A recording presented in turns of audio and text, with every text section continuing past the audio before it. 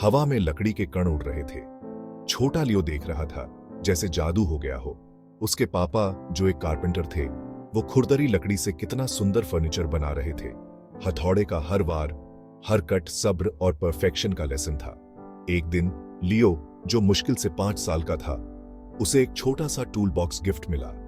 उसके पापा उसके पास घुटनों के बल बैठे और उसके छोटे हाथों को आरी चलाना और सैंड पेपर करना सिखाया।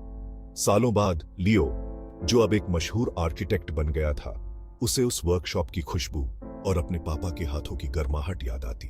ये पिता और बच्चे के रिश्ते की एक मिसाल है, जो साथ मिलकर कुछ बनाने से बनता है। ये सिर्फ जीन्स की बात नहीं है, ये वैल्यूज सिखाने की बात है, बिना कुछ कहे इंकरेजमेंट देने की बात है। उस डस्टी वर्कशॉप में लियो ने सिर्फ कारपेंट्री नहीं सीखा, उसने रेजिलियंस सीखा, प्रॉब्लम सॉल्विंग सीखा और दुनिया में कुछ सुंदर बनाने का सुकून सीखा।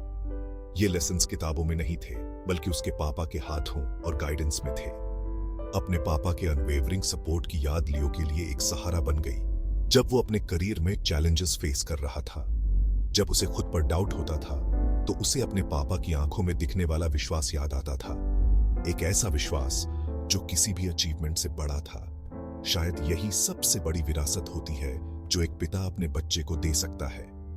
वो विश्वास जो एक बच्चे को उड़ने की हिम्मत देता है, ये जानते हुए कि उनके पास वापस आने के लिए एक सुरक्षित जगह है, चाहे कुछ भी हो जाए।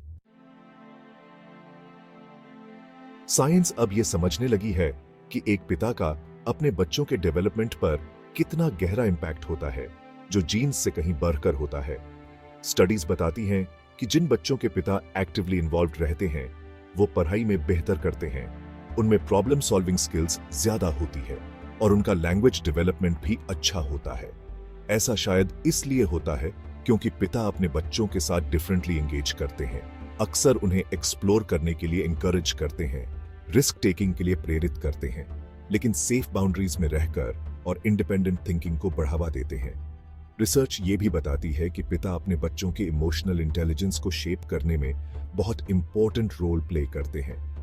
हेल्थी इमोशनल एक्सप्रेशन, एम्पैथी और कॉन्फ्लिक्ट रेजोल्यूशन को मॉडल करके पिता रिलेशनशिप्स की कॉम्प्लेक्स दुनिया को नेविगेट करने के लिए एक ब्लूप्रिंट देते हैं। ये सन्स के लिए ज्यादा क्रूशल है, जो अक्सर मैस्कुलिनिटी और इमोशनल रेगुलेशन अपने पिता से सीखते हैं।